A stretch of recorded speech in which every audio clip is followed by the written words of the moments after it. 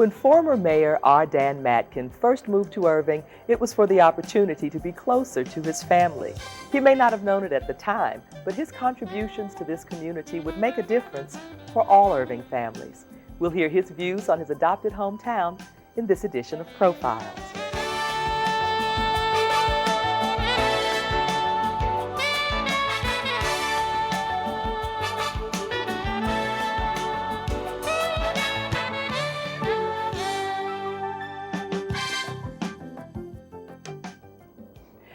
Mr. Matkin, as a longtime resident of Irving and someone who's had a very, very active public life, you've seen Irving go through massive changes.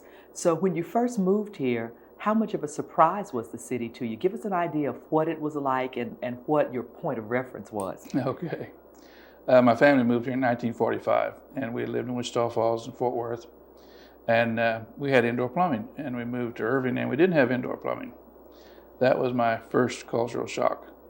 So the first year we were here, we spent all winter building a additional bedroom and a bathroom on our home. So I was typically involved in the 2 bedrooms and a bath routine, which I'm sure you've heard about. And looking back on it, it was kind of a fun experience, hindsight. But at the time, it was, it was really unbelievable. Well, you were a teenager. Yeah, I was a teenager, but even a teenager, it's a pretty long walk. And the telephone system right here was essentially just on the edge of non-existent. We had the 2 rings and a short, 2 longs and short rings, and there was one phone down in the Bollywood area where I lived, and the folks had their phone out on the porch, a screened-in porch, and there's about 5 or 6 houses that had access to this front porch. So someone was around and heard the phone ringing, you start listening to see how many longs and shorts, and if they weren't home, you ran over there and answered because somebody down there calling. So it was a new experience. And Irving had the entire school system was essentially on the plot of land that the city recently purchased down on 2nd and Jefferson. I mean, you went from start to finish on that one block. And that was interesting too. And I enjoyed it. It was really one-on-one teaching practically. I know that when you look back now, there are some things with the perspective of time and maturity and wisdom. You look back and you think, oh, that wasn't so tough. But I can imagine as a young man, as a teenager, you new to town, going to high school, meeting new people and the whole thing, and then going through all of this business with the house and such. It had to be an interesting introduction to the city that you would ultimately make your hometown. I'd been here maybe a week and sat in English class at this little high school down there, and I heard this enormous siren, and we had open windows, obviously, no air conditioning. And I saw 2 or 3 guys literally jump out the window and start running up towards the middle of town, and that was my first experience with what a volunteer fire department is. And some of the larger, older guys were on the volunteer fire department. When that siren came on, you took off running. Wow. So you can imagine how we've progressed. You certainly have. But it occurs to me that had to lay quite a foundation for you, too, because you spent so much of your time in Irving getting involved in things and making changes in the very things that you're talking about right now. Yeah. So it must have made an impression. Well, when you're starting from almost nothing and you have a little bit of progress, then it becomes an enormous amount of progress at the time. Looking back on it, we were just really scratching the surface because it was so much to be done. Yeah, and a lot of potential. Yeah. That was in the 45s and the late, I graduated in 49 and went to college in Arlington for a few years and met my wife. And then after a few more years, we moved back and I continued to go to school at night. Well, during that period, Irving had continued to grow. My grandparents moved out here, and it became really our family's center, if you will. So that was another very enjoyable part. And my family was very close-knit. All meet at my grandparents' house on Thanksgiving and Easter and all that sort of stuff. And that also instilled a pretty good responsibility, I guess, for me and my family. So every time we have birthdays and whatever, they're all at the house. It's great. Yeah, and I know it's made a difference for you. I mean, you shared with me that the stability in your family life and the support of your wife, Arlene, has really made a difference in your life, particularly during that period of time when you were in school. Yeah. fortunately, she had a job when I was trying to go to school at night, and we both worked at Chancellor at the time, and really she was able to get me through it all, and it was not easy. I mean, we were trying to work 40 to 48 hours a week and raising kids, and I was going to school at night and all that stuff, and she's really a stabilizing force, to put it mildly, and a very important financial asset too. And she's really been that way all during our lifetime. It's been fun. She's actually as bigger volunteer as I've been. I know she has had a very active life. We're going to have to grab her for profiles as well. She'll make a good one. You guys have such a great story, both together and separately. I'd like to spend a little bit of time talking about your involvement or your beginning involvement in your public life. Because once you moved to Irving, you had your family, you had your job and everything. You could have stayed very content with that and just made your contributions as a citizen, as a private citizen. But you made a different choice.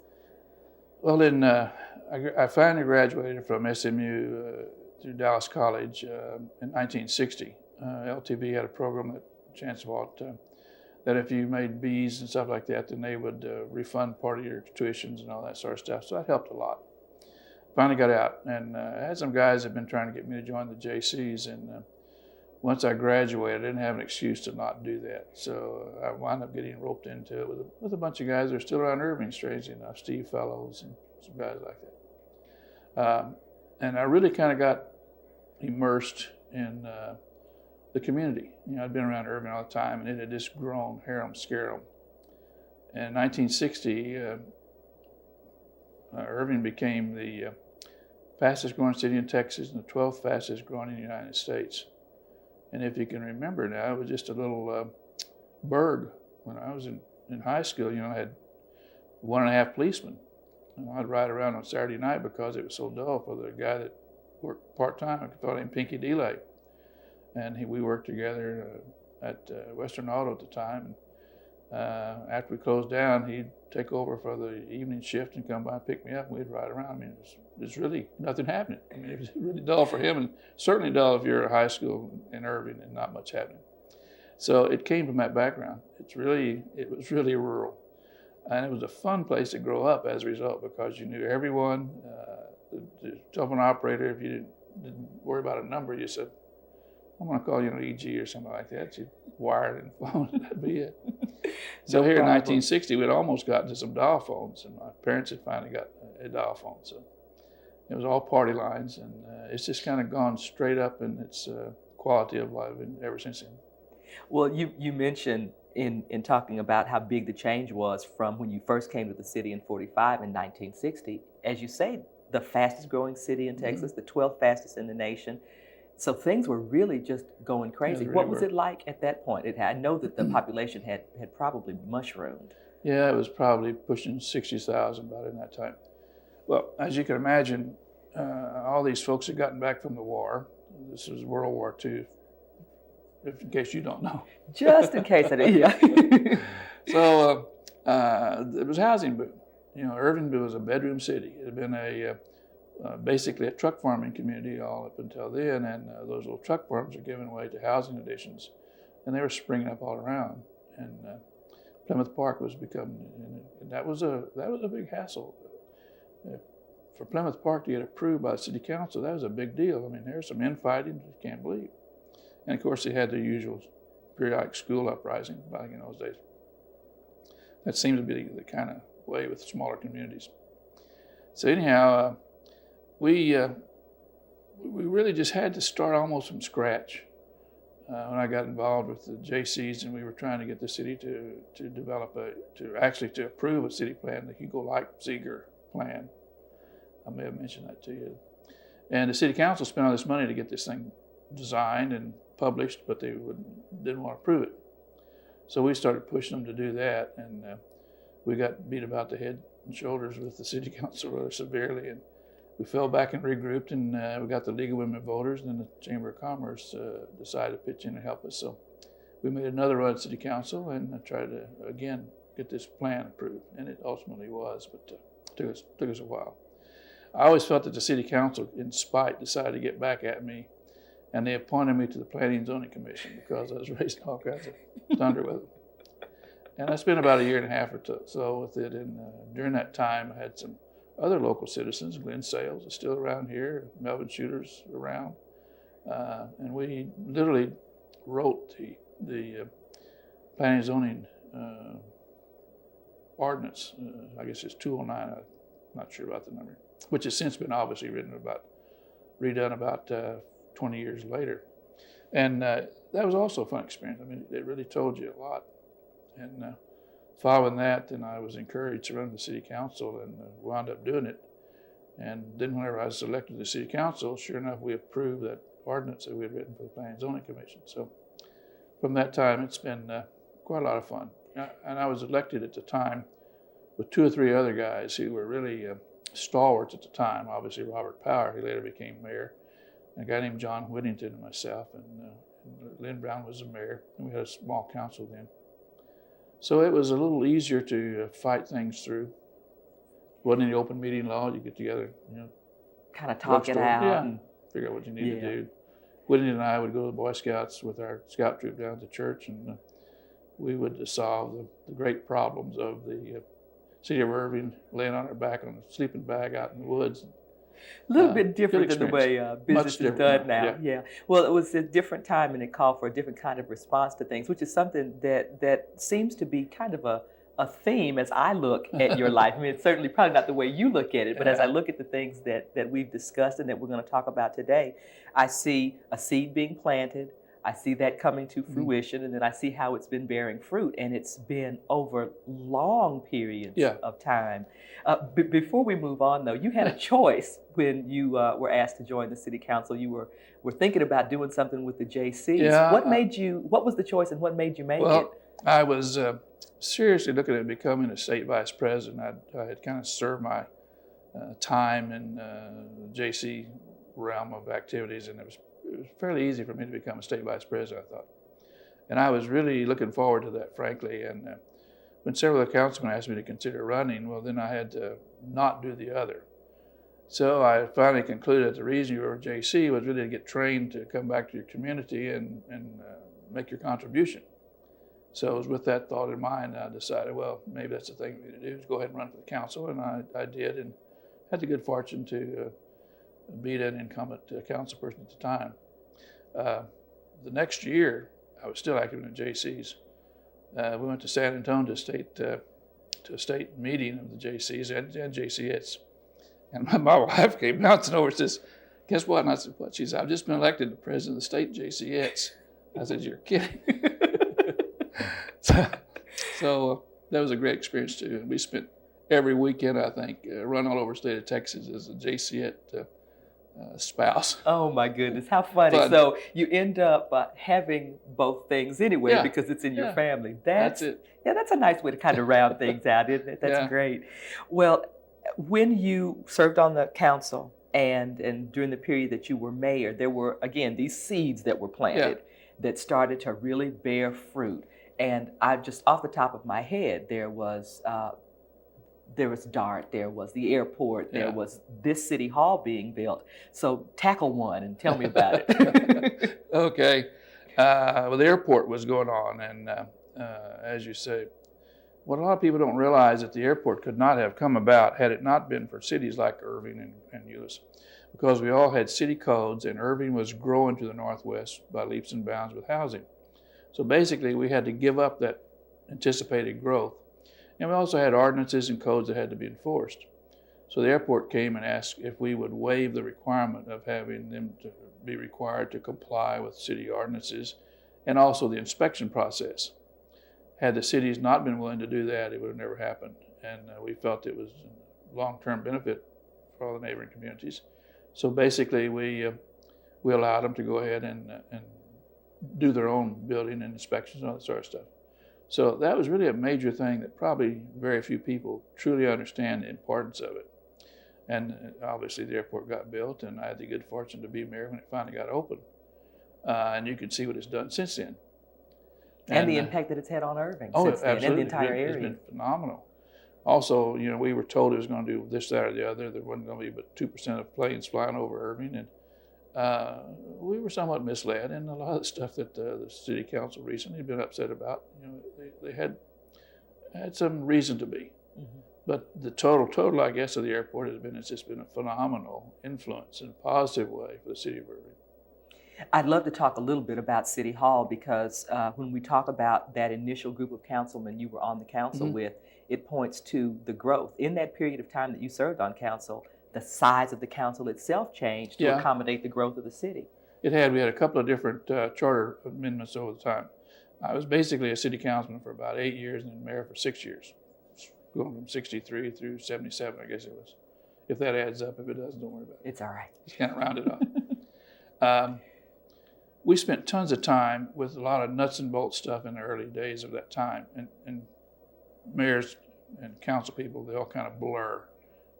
Sometimes mayors think that they get credit for all this stuff, but it's really a team that does all these things. And you really kind of forget who's where in the project because, we had no water supply. We had much drought. You were in deep trouble. So we spent a lot of time just worrying about 5 million gallon ground storage tanks.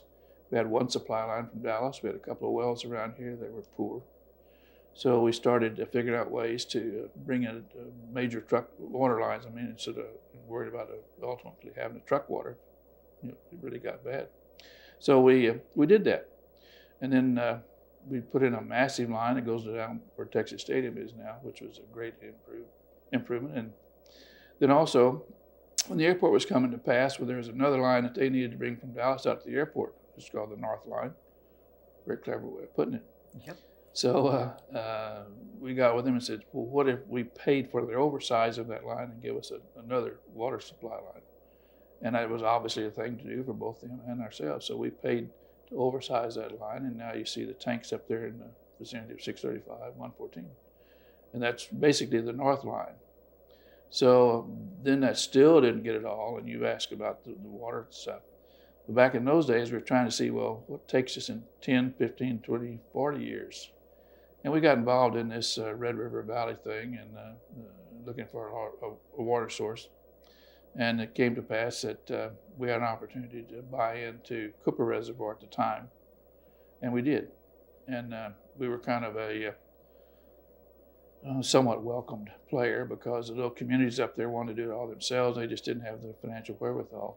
So we came in as a pretty big partner in order to help fund the project with the Corps of Engineers. And that was a really an enormous look forward type project. That's been 20 some odd years now, and they just let the contract recently on the water line to come from Lake Chapman, which is the old Cooper Reservoir as we know it. Lewis Patrick and I is now on the council. He was the head of the public works at the time. For several years while I was mayor, we would go to the Red River Valley Association meeting. It always was at Easter time, it seemed like.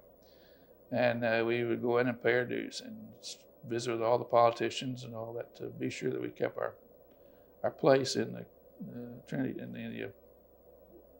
that whole project up there. Yeah, absolutely. And as you said, 26 years this thing is coming to pass, but how critical is it now that we're understanding what a water shortage could mean? Oh, it's probably about as important a thing as you could have in the life of a community. And we think we got it pretty well done. I think they could still use some more water in the future. So they've still got to be looking for some other water sources. But that's an example of the time it takes to really plan a project. And we also began to set aside some funds, and we started just reserving cash. And when it came time to let that contract, we had an enormous amount of cash reserved to build it. So that also was some financial planning that we pushed. One of the things that I think also tells a story about the planning in this community that was done during that period of enormous growth when you were involved with the council is this very building, this very room that we're in Yes. in City Hall. There wasn't this facility when you initially started your public life. It was pretty meager surroundings. In fact, we were the little building next door was about all we had. And this took a long time to do. This is a building, the room we're in here now really was a council workroom sort of a thing.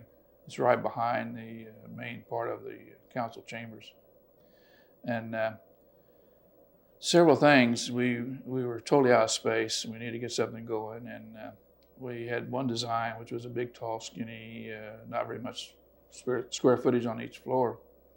and that just really wasn't workable. At that time, we had Jack Huffman now, and we all wanted to create an atmosphere that would show the citizens that City Hall is open and that every citizen is welcome and everyone can come and participate and see what's happening.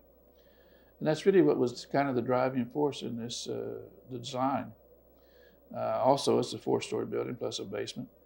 And we were able to pretty well design in the 3rd floor, which was essentially vacant, plus 10 to 20% on each floor was uncommitted. So we were trying to build in 20, 25 years of growth for this building. We got a little bit of flack because of the extra space on the 3rd floor, but it was a real blessing to do that. And it has worked extremely well. What is it now? I think it was 76 buildings. It's 25 years, I guess. And now they've had its first really major renovation. So it's worked well. And what looked like, an over expenditure at the time was actually over the years a cost saving measure. Oh, tremendous cost saving. To, accommodate the city's growth. Yeah, and each, every year or so, you've been around here long enough to have seen that the various departments have expanded on those floors and it took over the 3rd floor and all that sort of stuff. So it has worked tremendous savings. If you had been doing city halls every 10 years, it'd been a mess. Oh my goodness, absolutely. And also, the original council chamber right next to us here is expandable. We used to have some drapes out there where you could have 2 things going at the same time, and that didn't particularly work out as well as we'd liked. But obviously the council, when you have a large group, which is maybe 4 or 5 times a year, they can literally spill right out into those corridors and have microphones and speakers and all that kind of stuff. So it takes care of the big groups and small groups. The other thing that I think really helps tell the story is the artwork, and I guess, I would refer to it as artwork because I think of things in that way. But the pattern that follows the wall at City Hall. Well, that's an expansion of that. As you know, it looks to be a couple and a small child, repeated throughout. And the idea is that they're coming to City Hall to participate in the community activities and to have their say in the input of it. And the council workroom or conference room up on the 4th floor, as you recall, it's all glass around there. And the idea was to encourage people to know that city government is open. Even very few of these offices throughout the 4 floors are enclosed. Many of them have that partial panels, so it's all very much open there. It's been about over 20 years since you've been in an elected office, but you continue to be involved in other things that have made such a difference in the community. And here I can rattle off things as well: the Irving Friendship Foundation, Sister Cities, the Irving Convention and Visitors Bureau, Boy Scouts, which I wasn't aware of, but that you've been very involved in. So let's tackle some of those. That's a good way of putting it. But that's true. When I got out of city elected government, I spent about a year or so just kind of staying out of stuff. And one of your initial questionnaires was, about what is one of your faults and what's one of your good points. And I said, well, being a volunteer is probably one of the good points, and one of the faults is probably being a volunteer. You can just really overdo both things. You can, that's true. And you kind of get bogged down. And I had really kind of gotten out of some of that stuff. But I'd been involved in preparing the ordinance for the Irving Convention and Visitors Bureau when I was still mayor. And Irving was just beginning to grow, and we needed more commercial at the time. Very little industrial stuff. It was all the burden on the single-family homeowner, and we needed to get that kind of shifted. So as a quirk, because of DFW and also Mr. Carpenter announcing Las Cleanas, it changed the whole mix. And as a result, I got appointed to the Convention and Visitors Bureau and spent 2 different tours on that. And it was really, what the hotel rooms are now. Was there 13,000 rooms or something ridiculous like that? Who'd ever thought that 20 years ago? About Irving especially, because you immediately think you fly into DFW and you go to Dallas, but that's not necessarily the case. There's a lot to. And we've got about as many hotel rooms as Fort Worth, and maybe just a hair bit more. Mm-hmm. And the convenience is right here. We're just kind of the center of the universe. And the chamber pushes that quite a bit, the centerpiece of the world. And that's really what it is. You can come in here and you can do business almost anywhere. And as a result, we've had quite a growth in corporate offices obviously in Los Colinas. I, as you say, been involved in the Friendship Foundation, which was kind of one of Bob Pierce's thoughts when he was mayor. And we were really kind of the umbrella for sister cities at the time, and have been involved in raising funds and helping young people and the sister cities, and that's kind of evolved now to where the chamber's taking it over. But I've kind of gotten reactivated in the sister cities. But my real hobby has been the Boy Scouts of America. I got appointed to the National, I guess, Advisory Board initially, and then I got appointed to the National Executive Board and was the chairman of the Properties Committee at the time. We had 3 national camps and a whole bunch of trashy old property all over the United States that people had dumped on the Scouts. And the national office here.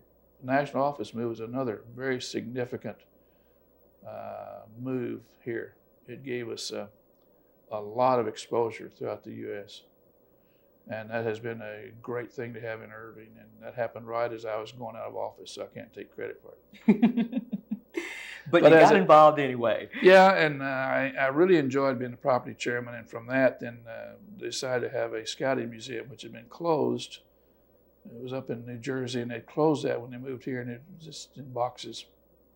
And they decided that they would like to do that again about the time I was coming into the National Executive Board. And they had decided on Murray, Kentucky, and they built an extremely nice museum there. And I got appointed as property chairman to be a trustee, and I've been a trustee since then. And we had an outstanding museum. It's really, really good, but it's like the proverbial candle under the bushel. That's what we were in Murray. Great people, great staff, but not enough people coming through it, and it's just hard to get to Murray. So one of the things that they say, location, and that one wasn't necessarily the best one. And finally, the Scouts decided that they had to make a move and bite the bullet, and decided to do that a couple of years ago. So we started phasing that out, and the museum has been packaged and is now in boxes and warehouses here in Irving. And now the new Scouting Museum will be in Irving, and we think by the end of 2003. So I am quite ecstatic about that. What a wonderful coup for the city of Irving. It's not as big as Boeing, I'm sure, but over its life, it may be just right up there with it. You can never tell, as That's you right. can probably say in looking back on your life. As we conclude and take a look back at all of the things that you've been able to accomplish. I know, what's this conclude thing? I know. When you take a look back at the things that you've been able to accomplish, and as you've said, with in partnership and in teamwork with so many other people in the city that have cared about it, how significant do you think having the vision to make the long range plans you've made? What kind of impact do you know it's had on this community?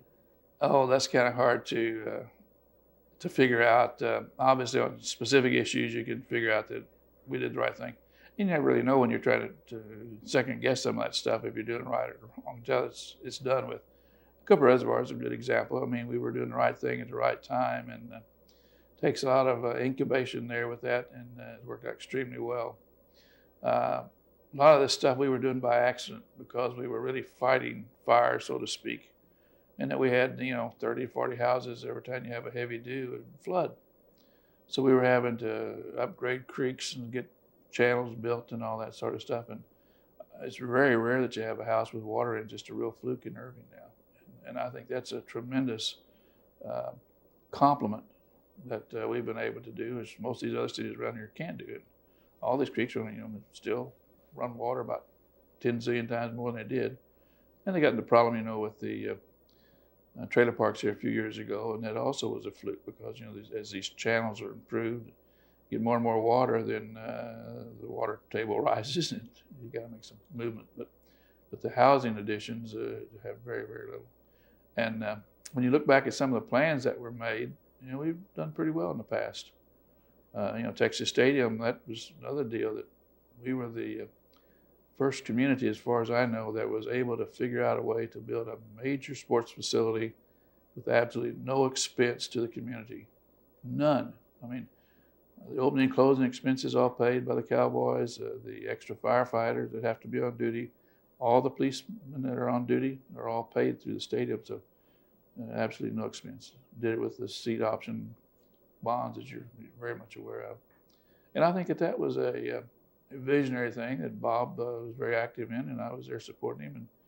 And we just kept working away. There's some way to do it. A&M had been selling these seat things, just trying to sell them, and we thought, well, if they can do it, why can't we? And we did. Then those bonds are almost going to get paid for here in a few years.